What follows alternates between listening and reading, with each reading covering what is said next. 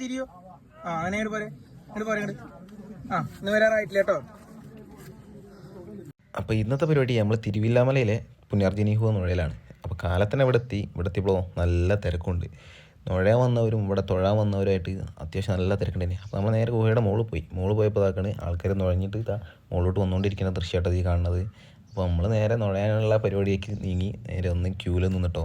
ഷർട്ടൊന്നും ഉപയോഗിക്കാൻ പാടില്ല കയറുമ്പോൾ നുഴഞ്ഞു പോകുമ്പോഴേ. അപ്പം വരിയിൽ നിന്ന് ക്യൂവിലും അത്യാവശ്യം നല്ല തിരക്കായിരുന്നു കേട്ടോ. എൻ്റെ മുന്നിലും പിറകിലായിട്ട് ഇഷ്ടം പോലെ ആയിരിക്കുന്നു. പിന്നെ അതാ നല്ല വെയിലും സൂപ്പറായിട്ട് അങ്ങനെ വെയിലും കൊണ്ട് ഏകദേശം ഒരു 2 മണിക്കൂറോളം അവിടെ നിന്ന് ക്യൂവിൽ നിന്ന് അവസാനം നേരെ ഗുഹയുടെ ഫ്രണ്ടിലെത്തിട്ടോ. ഗുഹേൻ്റെ ഉള്ളിൽ നിന്ന് ഇവരൊക്കെ ഇവിടെ വന്ന് ഞാൻ പരിചയപ്പെട്ടോ കേട്ടോ. ഇവരൊക്കെ ആദ്യമായിട്ട് നോക്കുന്നതാണ്, ഈ നാട്ടുകാർ തന്നെയാണ്. പക്ഷേ ഇവരും ആദ്യമായിട്ടാണ് തോന്നുന്നത്. അതിൽ ഒരാളായിട്ട് ഇതിന് മുന്നേ നിന്നിട്ടുണ്ട്. അപ്പോൾ ഇതാട്ടോ ഗുഹേൻ്റെ ഉൾഭാഗം.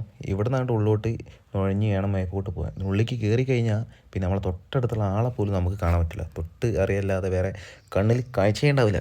ബ്ലൈൻഡ് ആയിരിക്കും, ഫുൾ നോക്കായിരിക്കും. അത്രയ്ക്കും സീനാണ് ഇതിനുള്ളിൽ. നുഴയാന്ന് പറഞ്ഞാൽ ചെറിയ ഗ്യാപ്പും കൂടെയൊക്കെയാണ് നമ്മൾ നുഴഞ്ഞ് മുകളിലോട്ട് വരാൻ. അത്രയ്ക്കും സീൻ പറഞ്ഞാൽ എൻ്റെ ലൈഫിൽ തന്നെ ഞാൻ ഇങ്ങനൊരു പരിപാടി അറ്റൻഡ് ചെയ്തില്ല. അത്രയ്ക്കും സീനായിരുന്നു കേട്ടോ. അപ്പോൾ ഇതൊക്കെ ഒന്ന് എക്സ്പീരിയൻസ് ചെയ്യാൻ വേണ്ടി തന്നെയാണ് ഇങ്ങോട്ട് വന്നതും.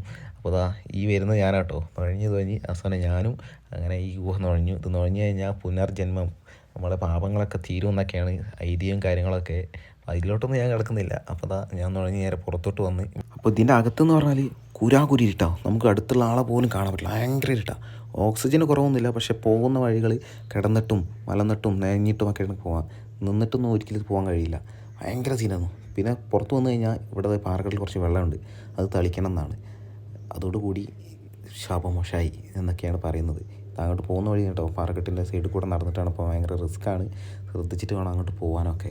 അതൊക്കെ കഴിഞ്ഞതിന് ശേഷം ഭക്ഷണം കഴിക്കാൻ നിൽക്കട്ടോ. സേവാപുരത്തിൻ്റെ കീഴിൽ നല്ല അന്നദാനമൊക്കെ ഉണ്ടായിരുന്നു കേട്ടോ. അപ്പം ഈ വർഷം ഇവിടെ വരാൻ പറ്റാത്ത ആൾക്കാർ അടുത്ത വർഷം എന്തായാലും വരിക. നമ്മളെ ലൈഫിൽ ഒരു വട്ടം നമ്മൾ എക്സ്പീരിയൻസ് ചെയ്യേണ്ട ഒരു സംഭവം കേട്ടത്. നമ്മൾ അഡ്വഞ്ചറായിട്ട് ഗുഹേൻ്റെ ഉള്ളിലൊക്കെ പോവുക. നമ്മളെ വിശ്വാസവും കാര്യങ്ങളും അതിന് പുറമെ ഭയങ്കര അഡ്വഞ്ചറായിട്ടുള്ള ഒരു എക്സ്പീരിയൻസ് കേട്ടത്.